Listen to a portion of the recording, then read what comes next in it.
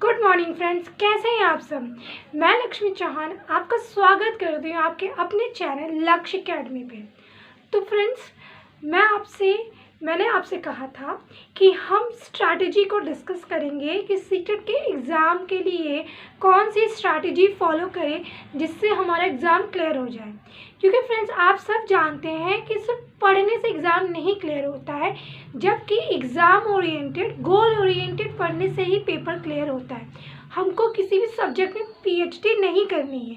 ये अच्छी बात है कि आप लोग जो है अपने कॉन्सेप्ट क्लैरिटी के लिए बहुत सारी चीज़ें फॉलो करते हैं, बट फिर से कहना चाहूँगी मैं फ्रेंड्स कि आप एक स्ट्रैटेजी को फॉलो करिए। आप एग्ज़ाम ओरिएंटेड पढ़िए। जो क्वेश्चंस एग्ज़ाम्स में पूछे जाते हैं, किस टाइप के क्वेश्चंस पूछे जाते हैं, क्योंकि अक्सर क्या होता है, आप जो है एग्ज़ाम में क्वेश्चंस के पैटर्न बदल रहे हैं। ठीक है, क्वेश्चंस के पैटर्न हर साल हर महीने कुछ ना कुछ चेंजेस देखे जा रहे हैं एग्ज़ाम्स क्वेश्चन के पैटर्न में। ठीक है, तो उसके लिए क्या ज़रूरी है, कौन सी स्ट्रैटेजी फॉलो करें, कौन से क्वेश्चन सॉल्व करें, इन सब चीज़ों के बारे में आज हम डिस्कशन करेंगे।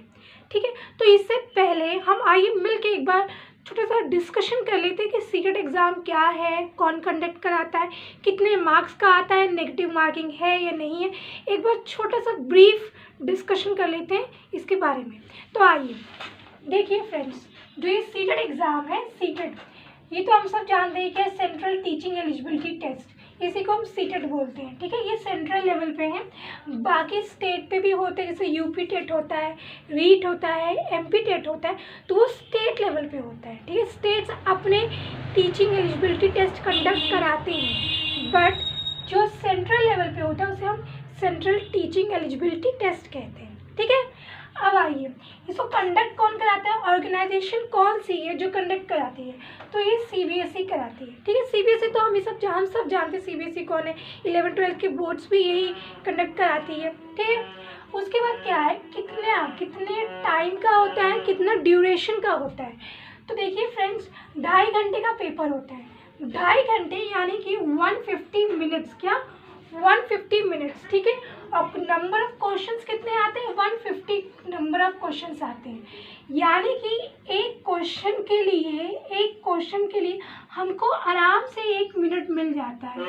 एक क्वेश्चन के लिए हमको आराम से 1 मिनट मिल जाता है। ठीक है फ्रेंड्स, तो अब हम समझते हैं फ्रेंड्स, यानी कि एक क्वेश्चन के लिए प्रॉपर पूरा का पूरा 1 मिनट मिलता है हमको। ठीक है, कैसे, 150 मिनट है हमको पेपर सॉल्व करने के लिए और 150 क्वेश्चन है। ठीक है, यानी कि एक क्वेश्चन के लिए 1 मिनट पूरा मिलता है, यानी कि अगर आप क्वेश्चन आराम से पढ़ के करें, जल्दबाजी ना मचाए, तो भी हमारे पेपर क्लियर हो सकता है। ये बाकी कॉम्पिटिटिव एग्ज़ाम्स की तरह नहीं है कि जहाँ पे आपको एक एक सेकंड में एक एक क्वेश्चन क्लियर करना है, एक एक मिनट में 2-2 3-3 क्वेश्चन करना है। आराम से आप पढ़ के आराम से पेपर सॉल्व कर सकते हैं। ठीक है, अब समझिए मोड, कौन सा मोड है।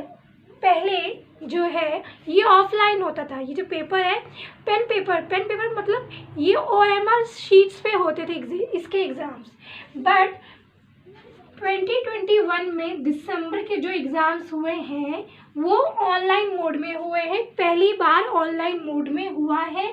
तो इस बार जिन बच्चों को कंप्यूटर में प्रॉब्लम थी, जिन्होंने कभी ऑनलाइन टेस्ट नहीं दिया था, तो उनको प्रॉब्लम हुई थी फ्रेंड्स। ठीक है, तो इसलिए अब एग्ज़ाम क्योंकि ऑनलाइन मोड में हो चुका है, तो आप लोग जितना हो सके ऑनलाइन चीज़ें पेपर सॉल्व करने का प्रैक्टिस ज़रूर करिए। ठीक है, माउस को रेगुलर बेसिस पे आप माउस को यूज़ करिए। ठीक है, कंप्यूटर पे टेस्ट दीजिए, मॉक टेस्ट दीजिए, जिससे कि आपका हाथ खुले। ठीक है, कि आपको एक आइडिया लगे कि हम कैसे जल्दी जल्दी क्वेश्चन सॉल्व कर सकते हैं कंप्यूटर मोड पे क्लिक करके। ठीक है फ्रेंड्स, एक ये तरीका है। और देखते हैं कितने मार्क्स का है, 1 मार्क्स का 1 क्वेश्चन है। ठीक है, 1 मार्क्स का 1 क्वेश्चन, यानी कि 150 क्वेश्चंस है और कितने मार्क्स का, 1 मार्क्स का। ठीक है, 1 मार्क्स का क्वेश्चन है। ठीक, अब देखिए इसके अंदर कोई नेगेटिव मार्किंग नहीं है, नो नेगेटिव मार्किंग, नो, सबसे बड़ा plus point, no negative marking. अगर आपको कोई क्वेश्चन आ भी नहीं रहा है तो आप क्वेश्चन मत छोड़िए, पेपर ब्लैंक मत छोड़िए। कुछ भी आपको आइडिया लग रहा है कि अच्छा ये हो सकता है, नहीं मैंने कहीं पढ़ा था ऐसा हो सकता है, 4 ऑप्शन में एक में किसी एक में तो आपको लगेगा कि हाँ यहाँ पे मेरा अंदाज़ा सही हो सकता है।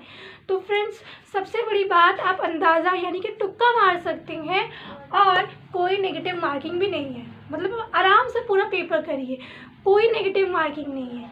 ठीक है फ्रेंड्स, तो ये हमने कुछ जाना सीटेट एग्ज़ाम्स के बारे में कि सीटेट एग्ज़ाम्स क्या होता है, कौन कंडक्ट कराता है, कितने मार्क्स का होता है। ठीक फ्रेंड्स, अब हम स्ट्रैटेजी डिस्कस करेंगे कि कैसे हम सीटेट के एग्ज़ाम्स को क्वालिफाई कर सकते हैं, क्योंकि स्ट्रैटेजी इज़ मस्ट। मैं स्टार्टिंग से बोल रही हूँ, विदाउट स्ट्रैटेजी कोई भी एग्ज़ाम्स हम क्लियर नहीं कर सकते हैं। पढ़ना अलग बात है और स्ट्रैटेजी के साथ एक स्मार्ट वर्क करना है, दैट इज़ डिफरेंट थिंग। ठीक है, तो अब हम समझते हैं। देखिए फ्रेंड्स, स्ट्रैटेजी डिस्कस करने से पहले मैं आप लोग को एक सॉलिड रीज़न देना चाहूँगी कि आप लक्ष्य एकेडमी को क्यों फॉलो करें, कि लक्ष्य एकेडमी में ऐसा क्या है। हु एम आई, मैं लक्ष्मी चौहान, मतलब मैं कौन हूँ, मेरे पास क्या क्वालिफिकेशन है, कहीं की आई ऐरी गहरी कहीं से लगी सीटेट पढ़ाने, तैयारी कराने। तो फ्रेंड, उससे पहले मैं आप लोग को अपने बारे में एक इंट्रोडक्शन देना चाहूँगी, ब्रीफ इंट्रोडक्शन, कि आप मेरे वीडियोस को क्यों फॉलो करें, आप मेरे स्ट्रैटेजी को क्यों फॉलो करें। इसके बारे में मैं आपको अपने बारे में एक डिस्कशन मतलब करना चाहूँगी, अपने बारे में बताना चाहूँगी। ठीक है, तो फ्रेंड्स स्टार्टिंग से बोल रही हूँ कि my name is Lakshmi Chauhan. ठीक है, उसके बाद मेरे पास क्या क्वालिफिकेशंस हैं। तो फ्रेंड्स, मैंने ग्रेजुएशन किया है। ठीक है, इन कॉमर्स में। ठीक है, कहाँ से, यूनिवर्सिटी ऑफ इलाहाबाद से, ठीक है, ये हो गया। फिर फ्रेंड्स, मैंने पीजी किया है, पोस्ट ग्रेजुएशन किया है। ठीक है, ये भी from same university of Allahabad, ये भी सेम यूनिवर्सिटी ऑफ इलाहाबाद। फिर फ्रेंड्स, मैंने नेट एग्ज़ाम निकाला है कॉमर्स में, ठीक है, कॉमर्स में मैंने नेट एग्ज़ाम निकाला है। उसके बाद फ्रेंड्स, मेरा बीएड है MGKVP से, यानी कि महात्मा गांधी काशी विद्यापीठ से मेरा बीएड है, कंप्लीट है। फिर फ्रेंड्स, मैंने सीटेट क्लियर किया है, both paper 1 plus paper 2, both paper मैंने क्लियर किया है इन 20 डेज। ठीक है, पेपर 1 में आए थे मेरे 114 मार्क्स। ठीक है, पेपर 2 में मेरे आए थे 110 मार्क्स। तो फ्रेंड्स, ये जो बोल रही 20 डेज में मैंने इतने नंबर ला दिए, तो इसका मतलब मैं ये नहीं प्रूव करना चाहती हूँ कि आई एम आइंस्टाइन, कि मैं बहुत बड़ी आइंस्टाइन हूँ, मेरा दिमाग बहुत बड़ा है, ऐसा नहीं है फ्रेंड्स। मैं ये 20 डेज पे इसलिए इतना प्रेशर डाल रही हूँ कि friends, being a housewife, being a working women, मैंने 20 दिन में एक अच्छी स्ट्रैटेजी फॉलो की है, जिसके ज़रिए मैंने एग्ज़ाम क्लियर किया है। अगर यही स्ट्रैटेजी आप 2-3 महीने पहले स्टार्ट कर दे फॉलो करना, तो सोचिए आप तो टॉप कर जाएंगे। मेरे तो इतने कम नंबर आए, आप तो टॉप कर जाएंगे, क्योंकि आप सब जानते हैं कि मतलब मैरिड वुमेन और एक हाउसवाइफ होना, उसके बाद वर्किंग वुमेन भी होना, is very difficult to manage everything. ठीक है, तो ये स्ट्रैटेजी के साथ ही पॉसिबल था। तो यही एक स्मार्टनेस आपको भी अपनी तैयारी में लाना होगा, आपको भी अपने पढ़ाई में एक स्मार्टनेस लाना होगा, एक स्ट्रैटेजी लाना होगा। मैंने भी एक स्ट्रैटेजी के साथ ही पढ़ा था, जिसकी वजह से मेरा क्लियर हो गया था। मैं भी स्टार्टिंग में बहुत कंफ्यूज थी कि अब मैं कैसे पढूँ। 20 दिन पहले कोई आइडिया नहीं था, कुछ भी नहीं था, बट एक स्ट्रैटेजी फॉलो की। तो आज मैं वही स्ट्रैटेजी आपको बताने वाली हूँ कि आप स्ट्रैटेजी कैसे फॉलो करें, कैसे आप तैयारी कर सकते हैं जिससे आपका एग्ज़ाम अच्छे नंबरों से क्लियर हो। क्लियर तो सब कर देते हैं, एक चीज़ समझिए, क्लियर तो सब कर देते हैं, बट जब तक आप 100 प्लस नहीं ला देते, 100 प्लस आपके नंबर नहीं रहेंगे, तब तक कोई सेंस नहीं बनता। ठीक है, आपके नंबर का, आपकी तैयारी का। तो करना है ये तैयारी तो अच्छे से करिए, क्या मतलब है यहाँ वहाँ घूमने का, अच्छे से तैयारी करिए, अच्छे मार्क्स से करिए। ठीक है, अब हम समझते हैं स्ट्रैटेजी। ठीक है, स्ट्रैटेजी समझते हैं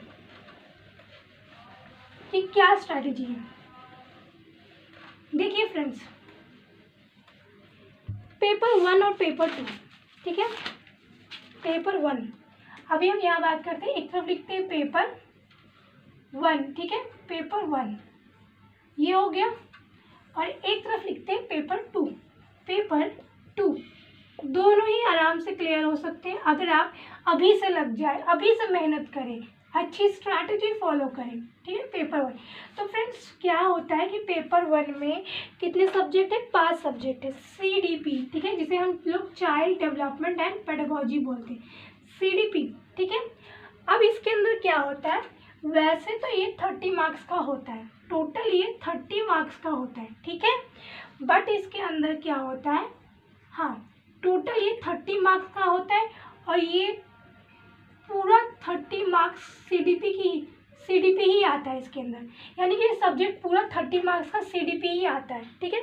अब दूसरा सब्जेक्ट है लैंग्वेज सब्जेक्ट है, लैंग्वेज 1 इंग्लिश, ठीक है। अब ये 30 मार्क्स का है, ठीक है, 30 मार्क्स का है, बट इसके अंदर 15 मार्क्स के 2 पैसेज आते हैं। 15 मार्क्स का, जैसे इसको हम बांटें तो 15 मार्क्स का 2 पैसेज आता है, ठीक है, 2 पैसेज आता है, और 15 मार्क्स का पेडागोजी आती है, यही पेडागोजी, ठीक है, पेडागोजी आती है। लेकिन फ़र्क बस इसमें इतना है कि इसके अंदर इंग्लिश की पेडागोजी आती है, किसकी? इंग्लिश की पेडागोजी आती है, ठीक है। आप तीसरा देखिए, ठीक है, हिंदी की अगर हम बात करें तो हिंदी में जो है, इसमें भी 30 मार्क्स का आता है, 30 क्वेश्चंस होते हैं, 30 क्वेश्चंस, ठीक है।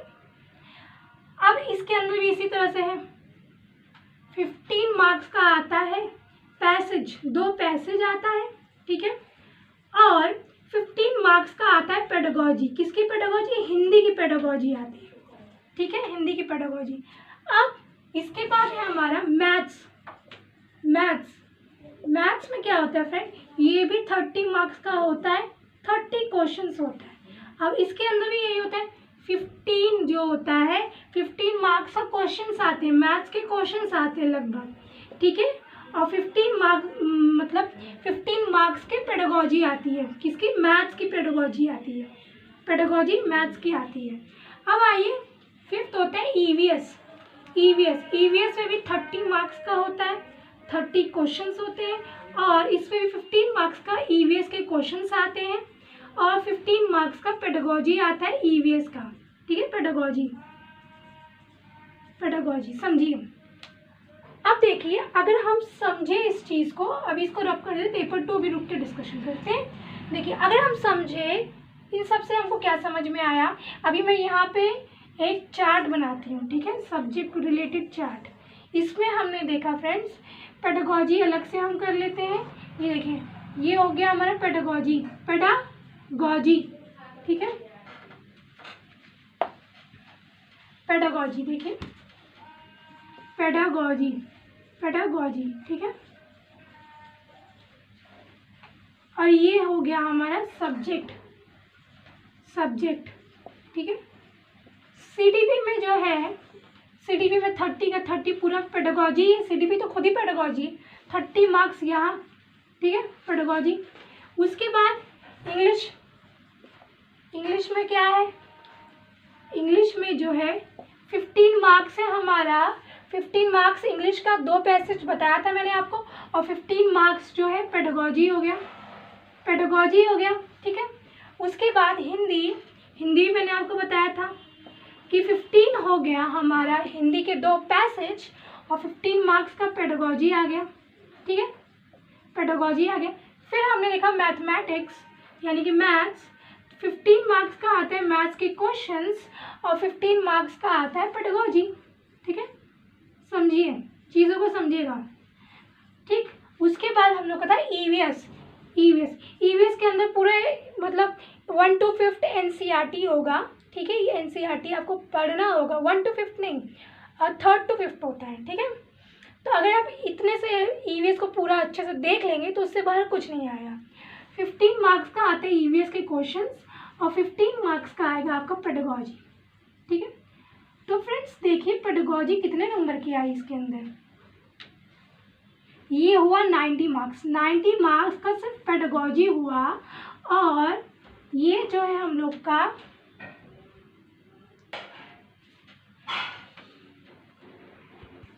तो फ्रेंड्स हमने देखा कि 60 मार्क्स जो है सब्जेक्ट से रिलेटेड है और 90 मार्क्स 1 मिनट फ्रेंड्स,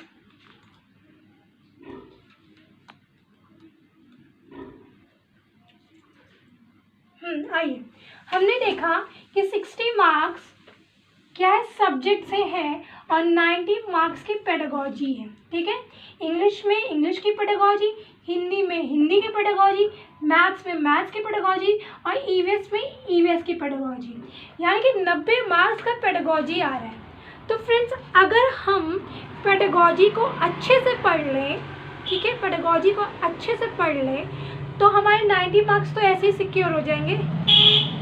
और क्या होता है, जनरल में पासिंग मोस्टली 90 नंबर होते हैं और ओबीसी में 82, बट हम टारगेट ये लेके नहीं चलेंगे क्योंकि पेडागोजी हम स्ट्रॉन्ग करेंगे ही, साथ में अपना बाकी सब्जेक्ट भी स्ट्रॉन्ग करेंगे। ठीक है, तो ये मेरी स्ट्रैटेजी थी। स्ट्रैटेजी ये था कि 90 मार्क्स का पेडागोजी जो था मैंने सारे सब्जेक्ट के अच्छे से तैयार कर लिए थे। जो इंग्लिश की पेडागोजी थी उसको भी अच्छे से पढ़ लिया था, मैथ्स की पेडागोजी उसको भी, हिंदी की पेडागोजी थी उसको भी अच्छे से पढ़ लिया था। तो आप सबकी पेडागोजी अच्छे से मतलब तैयार कर लीजिए ताकि आपके 15 नंबर कहीं ना जाए बुरी से बुरी हालत में।